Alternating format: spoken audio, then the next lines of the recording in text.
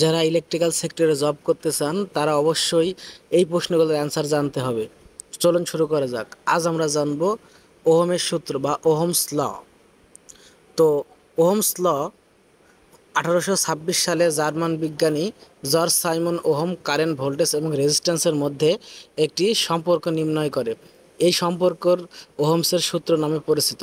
ওহমসের সূত্র যেমন কোনো পরিবাহীর ভিতর দিয়ে স্থির তাপমাত্রায় প্রবাহিত কারেন্ট ওই পরিবাহী দুই প্রান্তের বিভব পার্থক্য সমানুপাতিক এবং রেজিস্ট্যান্সের ব্যস্তানুপাতিক, অর্থাৎ ভি ইকুয়াল টু আই আর। জেনে রাখবেন, অধিকাংশ ভাইবা বোর্ডেই আপনাদের এই প্রশ্নটি করা হবে, অর্থাৎ গুরুত্ব সহকারে প্রশ্নটি জানবেন। এবার আমরা জানব কারেন্ট কাকে বলে। পরিবাহী পদার্থের মধ্যকার মুক্ত ইলেকট্রন সমূহ একটি নির্দিষ্ট দিকে প্রবাহিত হওয়ার হারকেই কারেন্ট বলে। এটা অতি গুরুত্বপূর্ণ একটি প্রশ্ন। এবার আমরা জানব এবং কারেন্টের একক হচ্ছে অ্যাম্পিয়ার।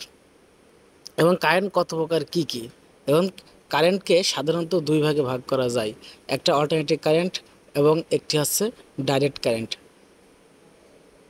এবং অল্টারনেটিং কারেন্ট অর্থাৎ এসি কারেন্ট, যে কারেন্ট প্রবাহিত হওয়ার সময় নির্দিষ্ট নিয়ম মতো দিক পরিবর্তন করে এবং যার মান প্রতি মুহূর্ত পরিবর্তনশীল থাকে, তাকে অল্টারনেটিং কারেন্ট বা এসি কারেন্ট বলে। মনে রাখবেন এবং সুন্দর করে বুঝে ভাইবা বোর্ডে প্রস্তুতি নিয়ে যাবেন। 100% আপনাদের এই প্রশ্ন জিজ্ঞেস করবেই যদি আপনারা ইলেকট্রিক্যাল ডিপার্টমেন্ট সেক্টরে আপনাদের চাকরি করতে হয়। এবং এবার জানবো ডাইরেক্ট কারেন্ট, যে কারেন্ট সব সময় একই দিকে প্রবাহিত হয় এবং যার মান নির্দিষ্ট থাকে, তাকে ডাইরেক্ট কারেন্ট বলে। এবার আমরা জানবো ভোল্টেজ কাকে বলে। পরিবাহী পদার্থের পরমাণুগুলির মুক্ত ইলেকট্রন সমূহকে স্থানান্তরিত করতে যে বল বা চাপের প্রয়োজন হয়, সেই বল বা চাপকেই আপনার ভোল্টেজ বলে। ভোল্টেজের কে ভি দ্বারা প্রকাশ করা হয় এবং একক ভোল্ট। এবারে আমরা জানব রেজিস্ট্যান্স কাকে বলে।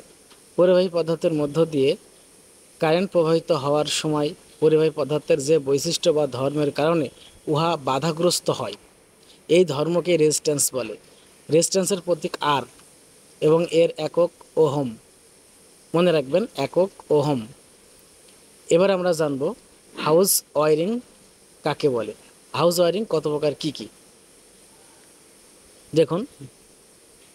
বাসাবাড়িতে বিদ্যুৎ সরবরাহ দেওয়ার উদ্দেশ্যে meter, main switch, fuse, circuit breaker, switch board ইত্যাদি নিয়ম অনুসারে বিন্যাস করিয়া এবং এই সুন্দর লেআউটকেই ওয়ারিং বলে।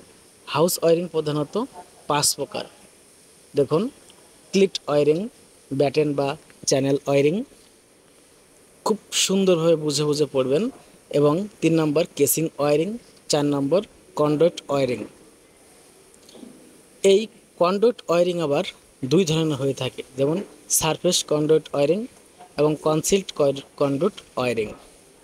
এবং 5 নম্বর যেটা অতি গুরুত্বপূর্ণ একটি প্রশ্ন, মনে রাখবেন, নোট করে রাখবেন। এই 5 নম্বরটা ম্যাক্সিমাম ভাবে প্রশ্নতেই আপনাদের জিজ্ঞেস করা হয়। তো চলুন, 5 নম্বর ট্রাঙ্কিং ওয়ারিং।